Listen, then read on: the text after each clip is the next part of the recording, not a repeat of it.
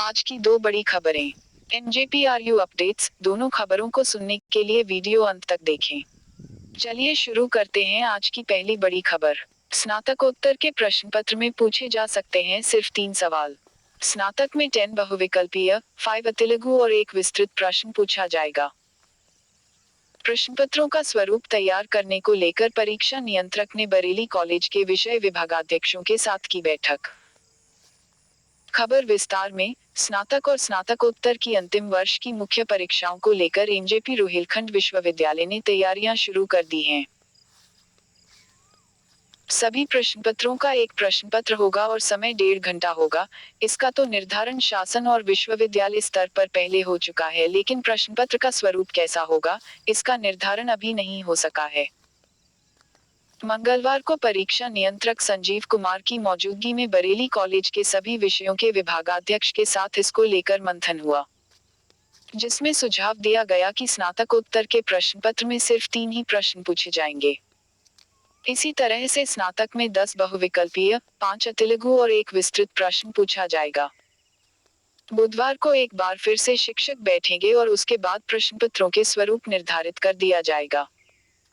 प्रश्नपत्र का स्वरूप तय होने के बाद परीक्षा कार्यक्रम और परीक्षा केंद्र निर्धारित कर दिए जाएंगे।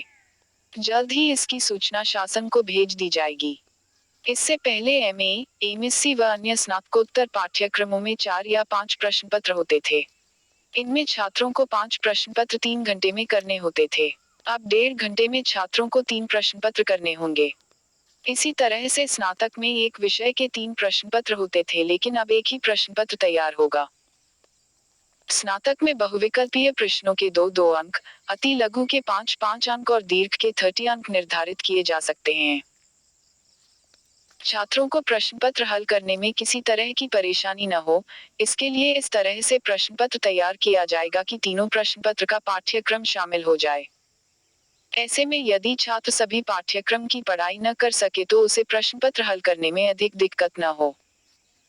सभी बहुविकल्पीय प्रश्न इसलिए नहीं रखे जा रहे हैं, क्योंकि इसको लेकर निजी महाविद्यालयों में नकल कराने की आशंका है।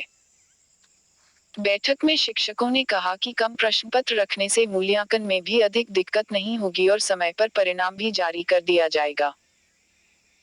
इस दौरान हिंदी, उर्दू व संस्कृत विषयों के प्रश्नपत्रों को लेकर अभी भी संशय बना हुआ है, क्योंकि इसमें कई छात्र अतिरिक्त विषय भी चुनते हैं।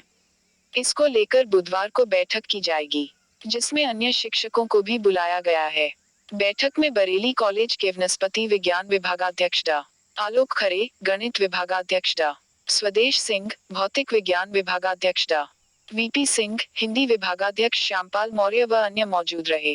द्वितीय वर्ष का एक प्रश्नपत्र होगा। स्नातक द्वितीय वर्ष की परीक्षाएं भी होंगी और इनका भी अंतिम वर्ष की तरह ही एक विषय का एक प्रश्नपत्र तैयार किया जाएगा। पूर्व के वर्ष में यदि छात्रों ने अलग अलग प्रश्नपत्र की परीक्षा दी थी लेकिन उसे नहीं माना जाएगा। एक प्रश्नपत्र में छात्र के जितने अंक आएंगे, उसी आधार पर प्रथम वर्ष में उसे औसत अंक दिए जाएंगे। चलिए आज की दूसरी बड़ी खबर। एनजेपीआरयू अपडेट्स। पहले दिन जांची गई 6440 उत्तर पुस्तिकाएं। खबर विस्तार में।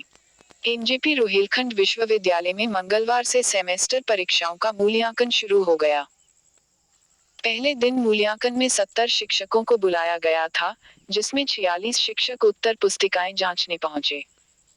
शिक्षकों ने एलएलबी और बीएएलएलबी की 6440 उत्तर पुस्तिकाओं का मूल्यांकन किया। बुधवार से पैरामेडिकल पाठ्यक्रमों की उत्तर पुस्तिकाओं का मूल्यांकन शुरू हो जाएगा। विश्वविद्यालय की सेमेस्टर परीक्षाएं मार्च में हुई थी, लेकिन कोरोना की वजह से मूल्यांकन अटक गया। शासन के दिशा निर्देश जारी होने के बाद 15 जून से मूल्यांकन प्रक्रिया फिर शुरू कर दी गई। परीक्षा केंद्र के समन्वयक प्रो. ए.के. सिंह ने बताया कि पहले दिन विधि पाठ्यक्रम की परीक्षाओं का मूल्यांकन शुरू कराया गया है। मूल्यांकन के दौरान कोविड प्रोटोकॉल का पालन किया जा रहा है। शिक्षकों को दूर दूर बैठाया जा रहा है। इसके अलावा सभी को मास्क जरूर लगाने के लिए बोला गया है। कोरोना के बाद पहली बार शिक्षकों को बुलाया गया था, जिससे कम ही शिक्षकों के आने की उम्मीद थी, लेकिन काफी संख्या में शिक्षक मूल्यांकन के लिए पहुंच गए। सभी शिक्षकों को 2-2 बंडल कापियां जांचने के लिए दी गई। एक बंडल में 140 कापियां थीं। महात्मा ज्योतिबा फुले रोहिलखंड विश्वविद्यालय से जुड़ी हर अपडेट पाने के लिए इस चैनल को लाइक शेयर और सब्सक्राइब करना ना भूलें। जय हिंद, धन्यवाद।